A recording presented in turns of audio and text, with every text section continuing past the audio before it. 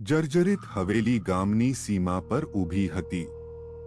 જાણે ભૂતકાળના અંધકારને પોતાની અંદર છુપાવી રહી હોય. વર્ષોથી લોકોએ તેને એક શાપિત જગ્યા માની હતી, જ્યાં કોઈ જવાની હિંમત કરતું ન હતું. પણ રિયા નામની એક યુવાન લેખિકા, જે રહસ્યો અને અજાણી વાતોની શોધમાં રહેતી હતી, તેણે આ હવેલી વિશે ઘણું સાંભળ્યું હતું. લોકો કહેતા હતા કે ત્યાં એક એવી પ્રેમ કથા દટાયેલી છે, જે અધૂરી રહી ગઈ હતી.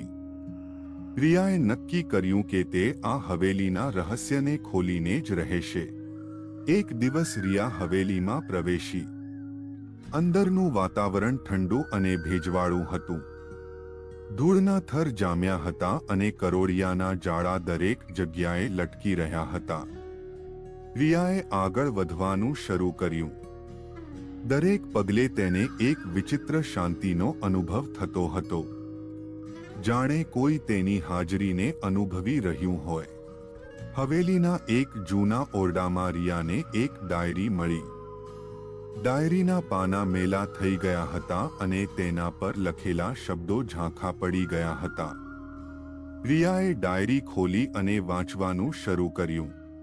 ડાયરીમાં લખેલી વાર્તા એક યુવાન સ્ત્રીની હતી, જેનું નામ હતું રાધા. રાધા આ હવેલીમાં રહેતી હતી અને તેને એક યુવાન સાથે પ્રેમ થઈ ગયો હતો. બંનેના પ્રેમમાં કોઈ અવરોધ ન હતો, પણ એક દિવસ રાધાનો પ્રેમી અચાનક ગુમ થઈ ગયો.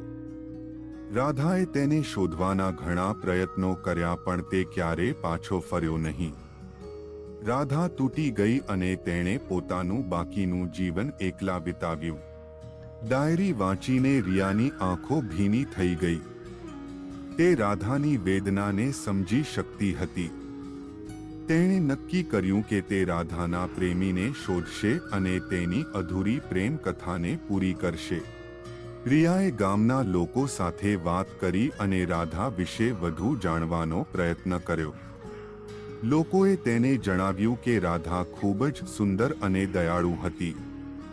તે હંમેશા લોકોની મદદ કરતી હતી. રાધાના પ્રેમી વિશે કોઈને કંઈ ખબર ન હતી.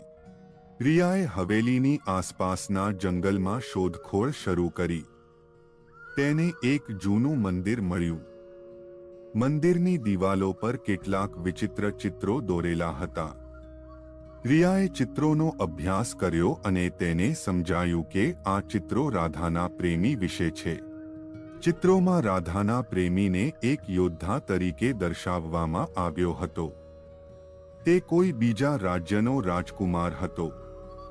રાધા અને તે બંને ગુપ્ત રીતે મળતા હતા.